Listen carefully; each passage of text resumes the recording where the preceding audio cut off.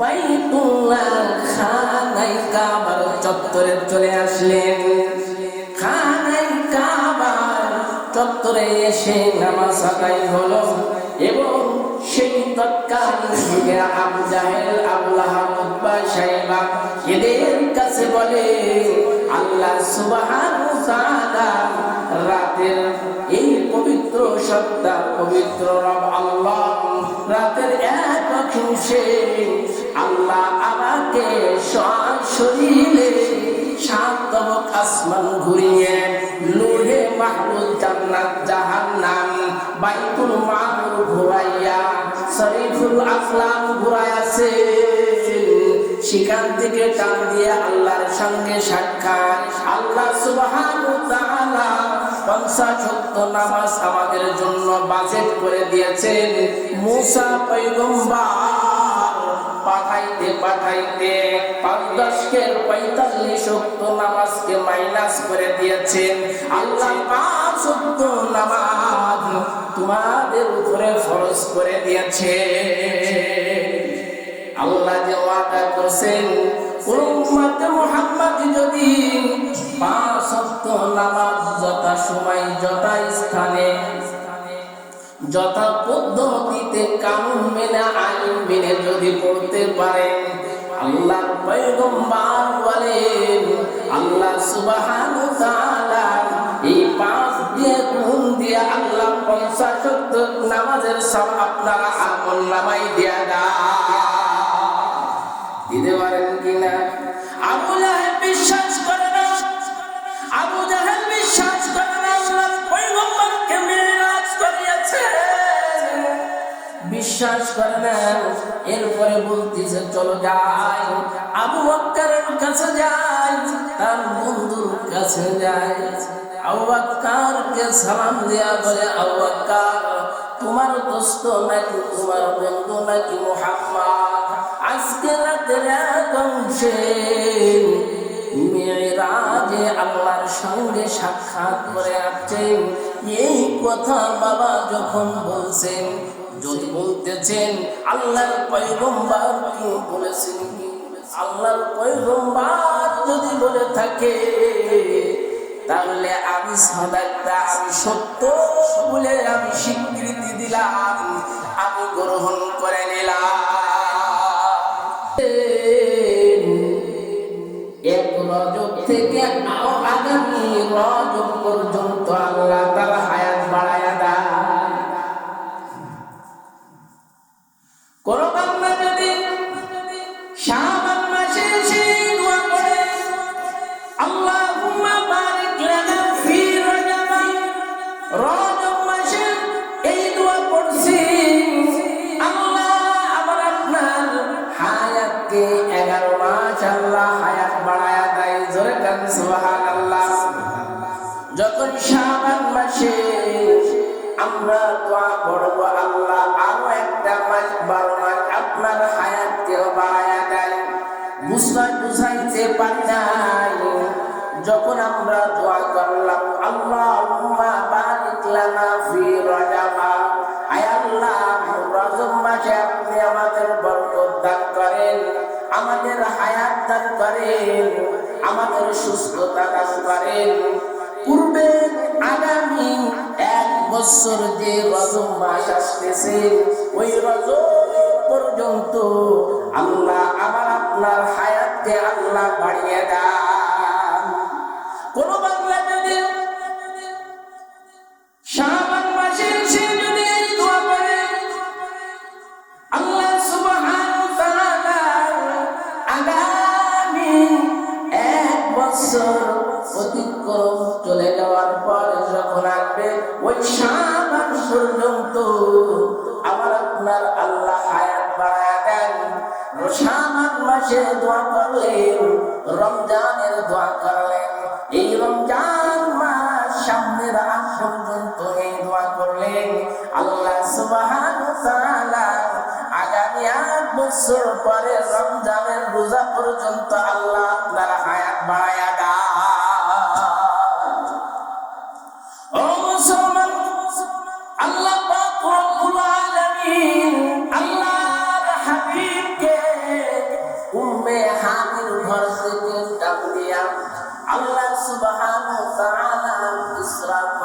আছেন মসজিদে বাইতুল্লাহ থেকে বাইতুল মাকদিসে নিয়েছেন, বাইতুল মাকদিস থেকে টান দিয়া ওই পুরাকে ওই শিওয়া শান্ত আসমান পাড়ি দিয়া আল্লাহর সঙ্গে কথোপকথন করাইছে।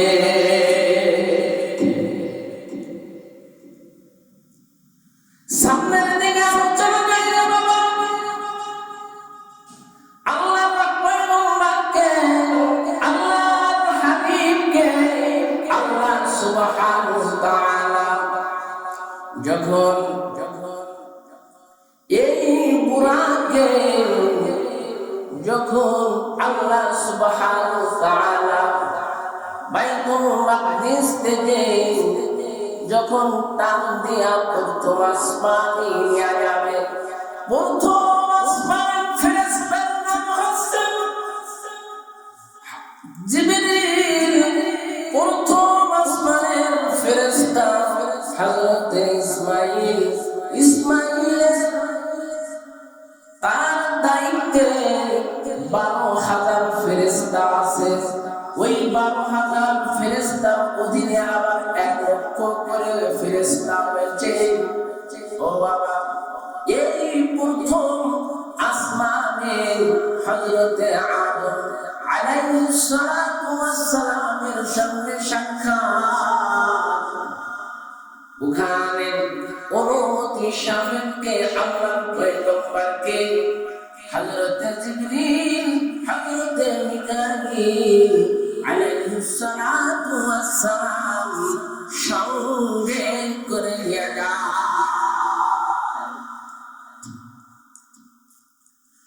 মুসলমান দ্বিতীয় আসমানে আবার নিয়ে যান, দ্বিতীয় আসমানে আল্লাহ নবী হযরতে ঈসা এবং হযরতে হারুন আলাইহিস সালাতু ওয়াস সালামের সঙ্গে সাক্ষাৎ। কেন হযরতে ঈসা আলাইহিস সালাতু ওয়াস সালামের সঙ্গে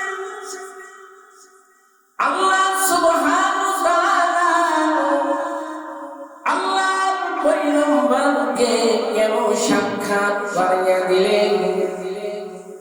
যখন ইমাম মাহদী আলাইহিস সালাতু ওয়াস সালাম যখন মসজিদে যখন নামাজ পড়াবেন আসরের উঠতে, আল্লাহ সুবহানাহু ওয়া তাআলা যখন ইমাম মাহদী নামাজে দাঁড়িয়েছেন, তাকবীর দেবে এমন একটা অবস্থা, এই সময় কোন নামাজে দাঁড়িয়ে পড়েন নাই।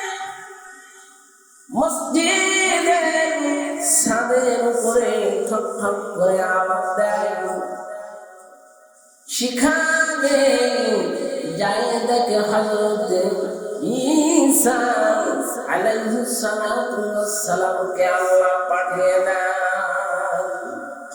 এই থেকে যখন কিয়ামতের আমানত সম্পর্কে আলোচনা করব, তখন বিস্তারিত আলোচনা হবে রে বাবা। সামনে দ্বিতীয় আসমানে হযরতে ইউসুফ আলাইহিস সালাতু ওয়াস সালামের সঙ্গে সাক্ষাৎ হবে।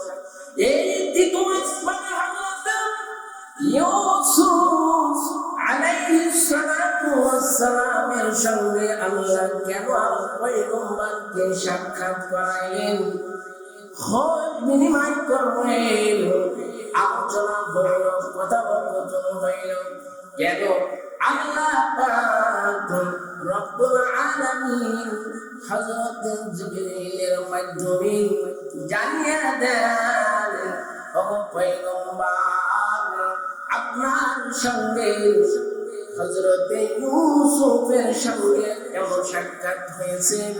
আল্লাহ হযরতে ইউসুফ আলাইহিস সালাতু ওয়াস সালামকে এত সুন্দর চেহারা দিয়েছিল, হযরতে ইউসুফের মতন চেহারা আল্লাহ আপনার উম্মতদেরকে জান্নাতে দান করবে। এই জন্য সাক্ষাৎ। এরপরে চতুর্থ আসমানে হযরতে ইদ্রিস আলাইহিস সালামের সঙ্গে কেন সাক্ষাৎ ঘটিয়েছেন? যখন হযরত ইদ্রিস, অনেক লম্বা আলোচনা রয়েছে, ইদ্রিস আলাইহিস সালাতু ওয়াস সালাম সালাম দেয়, ভালো-মন্দ কথোপকথন বলছে, আমি জান্নাতের সামনে দাঁড়িয়ে আছি, তুমি না গেলে আমি তো তোমার দাদা লাগে, আমার এত আল্লাহ হায়াত দিয়েছে, এখনো জান্নাতে যাইতে পারি নাই, আল্লাহ আমাকে হুকুম দিয়েছে এই জান্নাতে যে আখির জামানার পয়গম্বর নবী মুহাম্মদুর রাসূলুল্লাহ সাল্লাল্লাহু আলাইহি ওয়াসাল্লাম যতক্ষণ পর্যন্ত জান্নাতে প্রবেশ না করবে ততক্ষণ পর্যন্ত এই জান্নাত উদ্বোধন হবে না। এই জন্য আমি জান্নাতের দরজার সামনে দাঁড়িয়ে আছি, আপনার অপেক্ষা করছি, আপনি অগ্রসর হন।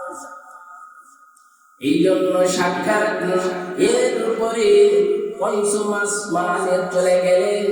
পঞ্চম আসমানে এক নম্বর হযরত আদম আলাইহিস সালাম, দ্বিতীয় আসমানে হযরত ঈসা, তৃতীয় আসমানে হযরত ইউসুফ, চতুর্থ আসমানে হযরত ইদ্রিস, পঞ্চম আসমানে হযরত হারুন, ষষ্ঠম আসমানে হযরত মূসা, সপ্তম আসমানে হযরত ইব্রাহিম।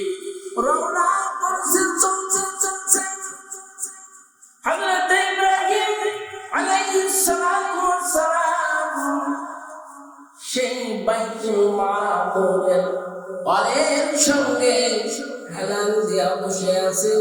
একটা গাছ রয়েছে, ওই গাছের নিচেই বসে বসে ছোট ছোট বাচ্চাদেরকে কি যেন শিক্ষা দেয়, এটা বুঝাইতে চায়। যাদের মনে চায় আমার সন্তানকে আলেম বানাবো, কোরআনের জ্ঞান দিব, কোরআন শিখাবো, হাফেজ বানাবো, সন্তান ছোট বয়সে সন্তান দুনিয়া থেকে চলে যায়, ওই সমস্ত শিশু মাসুম বাচ্চাদেরকে আল্লাহ পয়গম্বর জাতির পিতা হযরত ইব্রাহিম তাদেরকে কোরআন কালামুল্লাহ শিখায়। বাইতুল মামুরে চলে গেলেন। বাইতুল মামুর খানায় কাবার এর উঁচু সরাসরি ওই আসমানের উপরে একটা মসজিদ বাইতুল মামুর। এই বাইতুল মামুরে যে ফেরেশতা একসঙ্গে 70,000 ফেরেশতা নামাজ আদায় করেন, এই ফেরেশতা আর জীবনে কোনোদিন আর একটু ভক্ত নামাজের জন্য সিরিয়াল পাবে না। যখন নামাজ আদায় করবে 70,000 ফেরেশতা ওখান থেকে চলতেছে। এরপরে হযরত জিবরিল আমিনের সঙ্গে রওনা চলতেছে, চলতে চলতে সিদরাতুল মুনতাহা সমাপ্তি সূচক এই প্রথম জমিন থেকে নিয়ে 7 আসমান পাড়ি দিয়া ওই যে সমাপ্তি সূচক একটা ছাদ রয়েছে, লামটিন রয়েছে।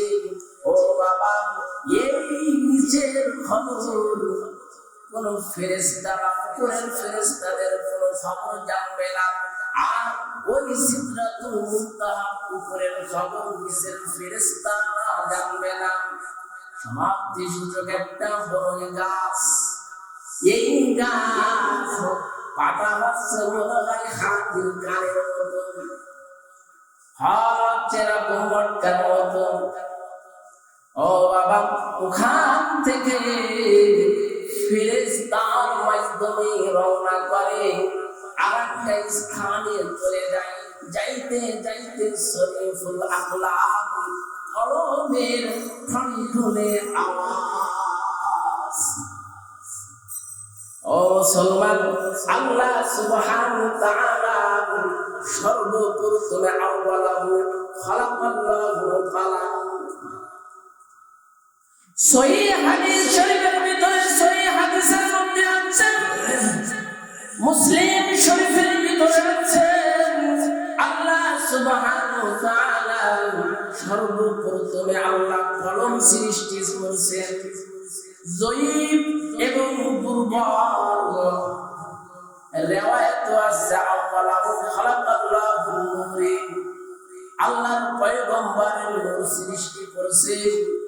আমরা তাকবীর দিব, আল্লাহ সুবহানাহু ওয়া তাআলা সর্বপ্রথমে আল্লাহ কলম সৃষ্টি করেছে, কলম তাকবীর সৃষ্টি করেছে। ওই শরীফুল আকলাম কলমের ঠনঠনে আওয়াজ, কলমের বহু বচনে আকলাম, কলম এক বচন। সেই জায়গায় চলে গেলেন, এখান থেকে পাড়ি দিয়া লয়ে মাহফুজে আল্লাহ সুবহানাহু ওয়া তাআলার সঙ্গে সাক্ষাৎ। সরাসরি হযরত ইবনে আব্বাস ইবনে উম্মুল মুমিনিন হযরত আয়েশা সিদ্দিকা রাদিয়াল্লাহু তাআলা আনহা এবং এই দুইজন সাহাবী, যেমন উম্মুল মুমিনিন হযরত আয়েশা সিদ্দিকা রাদিয়াল্লাহু তাআলা আনহা আল্লাহর পয়গম্বরের স্ত্রী, এবং হযরত আল্লাহর পয়গম্বরের সাহাবী হযরত আব্বাস রাদিয়াল্লাহু তাআলা আনহু, ইনাদের দুইজনের ভিতরে মতলব রয়েছে। যেখানে মতলব রয়েছে আলোচনা খালি সংক্ষেপ করে বাবা আল্লাহর সঙ্গে সাক্ষাৎ, কথা বা কথন হইল। আল্লাহ সুবহানাহু ওয়া তাআলা আল্লাহ নবীকে বলতেছেন, ও নবী আপনি বলছিলেন তায়েফের ময়দানে আপনি কাদের কাছে ছেড়ে দিয়েছেন। ও নবী আপনি বলছিলেন তায়েফের মাঠে, তায়েফের প্রান্তে আপনি কাদের কাছে ছেড়ে দিয়েছেন।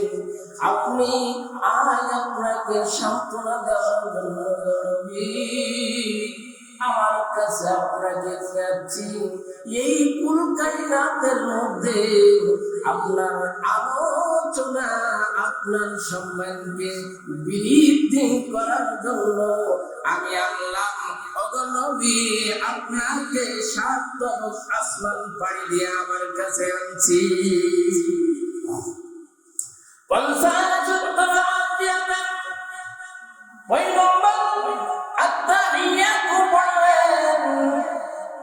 সন্তুষ্ট হয়ে গেলেন, আল্লাহ 50 নামাজ দিয়ে দেন। 50 নামাজ নিয়ে যখন চলে যাচ্ছে, আল্লাহ নবী হযরতে মূসার সঙ্গে সাক্ষাৎ।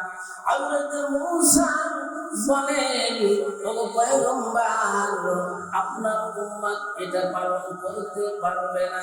কথা ঠিক আছে। এরপরে ওখান থেকে বুখারী এবং মুসলিমের থেকে রওয়ায়াত আছে, আল্লাহ পাক রব্বুল আলামিনের কাছে আল্লাহর পয়গম্বর আবার গেলেন। রিওয়ায়াতে দুইটা আছে, কোন রিওয়ায়াতে আছে একসঙ্গে 10 রাকাত করে সময় আছে, অন্য রিওয়ায়াতে আছে 5 রাকাত করে 5 ওয়াক্ত করে নামাজ পড়িয়া দেন। 5 10 এর 45 ওয়াক্ত নামাজ পড়িয়া দেন। আবার হযরত মূসা নবীর সঙ্গে সাক্ষাৎ। আল্লাহ নবী হযরত মূসা বলেন, আপনি তো উম্মতের ছিলেন না, আমি চিনছি।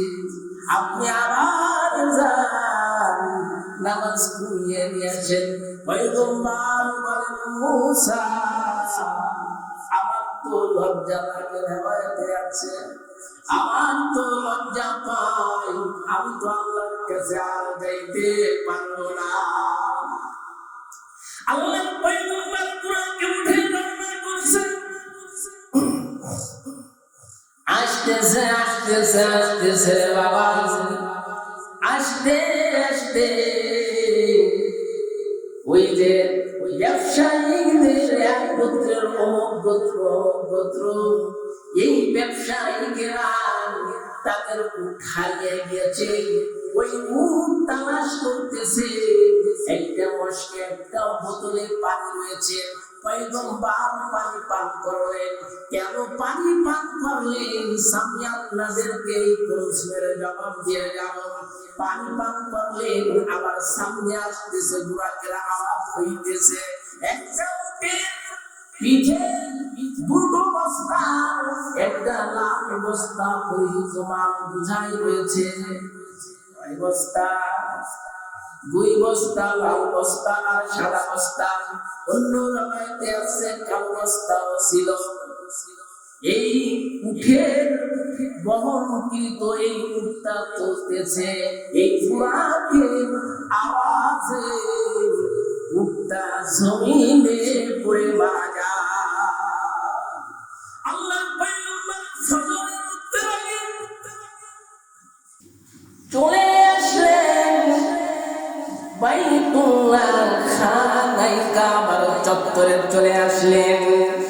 খানায় কাবার চত্বরে এসে নামাজ আদায় হলো এবং সেই তৎকালীন যুগে আবু জাহেল, আবু লাহাব, উতবা, শাইবা এদের কাছে বলে আল্লাহ সুবহানাহু ওয়া তাআলা রাতের এই পবিত্র সত্তা, পবিত্র রব আল্লাহ রাতের এক অংশে আল্লাহ আমাকে শরীরে 7 তবক আসমান ঘুরিয়ে লোহে মাহফুজ, জান্নাত, জাহান্নাম, বাইতুল মামুর ঘুরাইয়া শরীফুল আকলাম ঘুরাইয়াছে।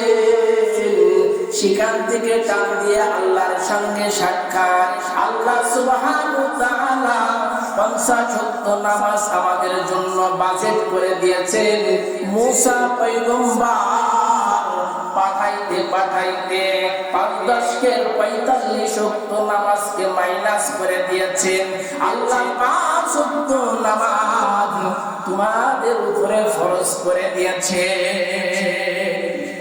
আল্লাহ যে ওয়াদা করেছেন উম্মত মুহাম্মদ যদি 5 ওয়াক্ত নামাজ যথা সময়, যথা স্থানে, যথা পদ্ধতিতে, কানুন মেনে, আইন মেনে যদি পড়তে পারেন, আল্লাহ পয়গম্বর বলেন আল্লাহ সুবহানাহু ওয়া তাআলা এই 5 দিয়ে গুণ দিয়ে আল্লাহ 50 ওয়াক্ত নামাজের সব আপনারা আমলনামায় দিয়ে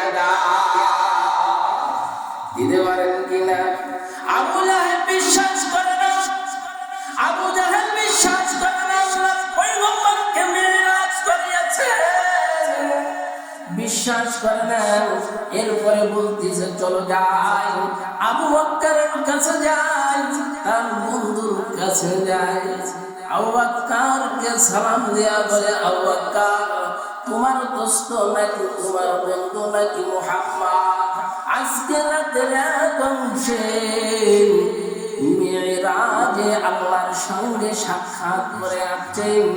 এই কথা বাবা যখন বলছেন, যদি বলতেছেন আল্লাহর পয়গম্বর কি বলেছেন, আল্লাহর পয়গম্বর যদি বলে থাকে তাহলে আমি সাদাকতা, আমি সত্য বলে আমি স্বীকৃতি দিলাম, আমি গ্রহণ করে নিলাম।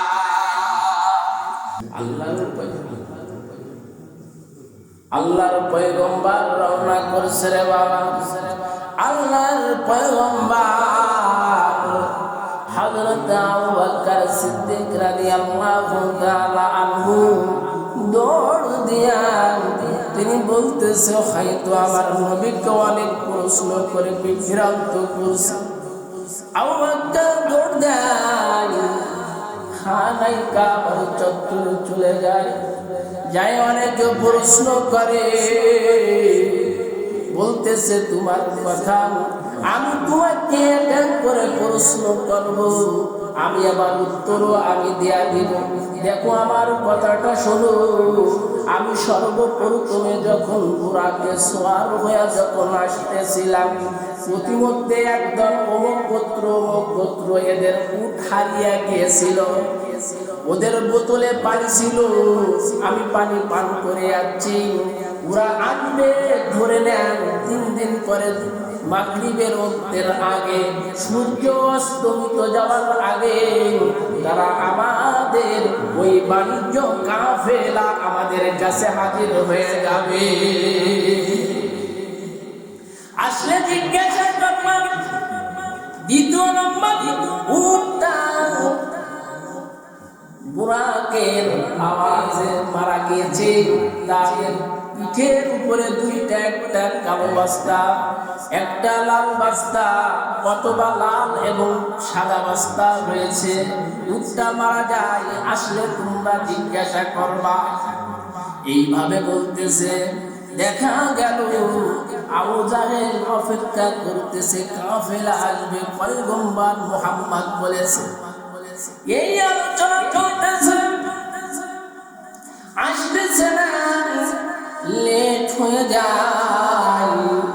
আল্লাহর পয়গম্বর সিজদায় পড়ে গিয়েছে, আল্লাহর কাছে দোয়া করে, আল্লাহ আমি দোয়া করেছি, আয় আল্লাহ ওই কাফেলা, দুইটা কাফেলা যেন মাগরিবের নামাজের আগে, সূর্য অস্তমিত যাওয়ার আগে আমাদের এই এলাকায় মক্কা নগরে যেন পদার্পণ করে। ও মুসলমান, আল্লাহ সুবহানাহু ওয়া তাআলার কারিশমা, ইন্নাল্লাহা আলা কুল্লি শাইইন কাদির। সূর্যকে তারে অপনিয়া দিলেন, দাইয়া দিলেন, ওই গোত্র চলে আসলে, গোত্র যখন চলে আসে তাদের কাছে জিজ্ঞাসা করলেন, হ্যাঁ পানি ছিল, মুসাফাস করতেছিলাম, ঠিক আছে, কে বলছে?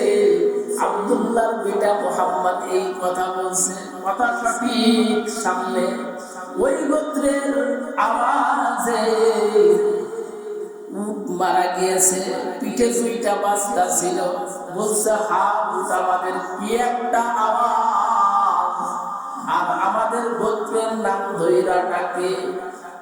আকাশের দিকে ডাকে, তাকাইয়া দেখি ধামুক করতেছি, কাউকে দেখা যায় না, আওয়াজ ভেসে আসে, কথা সঠিক। এটা আবু জাহেল মেনে নেয় না। এখনো পর্যন্ত আবু জাহেল মার্কা কিছু আছে নাকি? ও মুসলমান, সামনে অগ্রসর বলতেছেন, আপনি যে সশরীরে মিরাজ করে আসছেন, বাইতুল মাকদাসে নামাজ পড়েছেন, ইমামুল মুরসালিন হয়েছে, তার কয়টা জানালা, কয়টা দরজা, কয়টা সিঁড়ি, আপনারা নামাজ পড়তেছেন। ধরে নেন 40 বছর ধরে মসজিদে নামাজ পড়লেন, মসজিদ আপনারা নিজে বানিয়েছেন, ইঞ্জিনিয়ারদের পরামর্শ করছেন, এই মসজিদের কোথায় কিভাবে আপনি এগুলা সেট করেছেন বলতে পারবেন? আপনারা আসেন, নামাজ পড়তে আসেন, কাজ করেছেন, তারপরও আপনারা বলতে পারবেন না। আল্লাহর হাবিব ইমামুল মুরসালিন, খাতামুন নবিয়্যিন, দু জাহানের সরদার হাবিবে কিবরিয়া মুহাম্মদুর রাসূলুল্লাহ সাল্লাল্লাহু আলাইহি ওয়াসাল্লামের কাছে বলে, বাইতুল মাকদিসের কয়টা জানালা, কয়টা দরজা, এটা তো পয়গম্বর গুনতে জান নাই। আল্লাহর কাছে সাহায্য চেয়েছেন, আল্লাহ পাক রব্বুল আলামিন। এখানে দুইটা রওয়ায়াত পাওয়া যায়, হযরত জিবরিল আমিন বাইতুল মাকদিসকে এরকম উল্টা করে সামনে ধরে রাখে, হযরত হাবিবে কিবরিয়া মুহাম্মদুর রাসূলুল্লাহ সাল্লাল্লাহু আলাইহি ওয়াসাল্লাম গুনে গুনে দেখে দেখে বলে দেয়। মুসলমান, অন্য রওয়ায়াতে আছে আল্লাহ সুবহানাহু ওয়া তাআলা খানায় কাবার সাম থেকে ওই বাইতুল মাকদিস পর্যন্ত এটাকে প্রশস্ত করে দেয়। মুসলমান, আল্লাহ সুবহানাহু ওয়া তাআলা আমার আমাদের উপরে 50 ওয়াক্ত নামাজ দিয়েছে। তারপর আবু জাহেল, আবু লাহাব, উতবা, সাইবা আল্লাহর পয়গম্বরকে মেনে নেন নাই।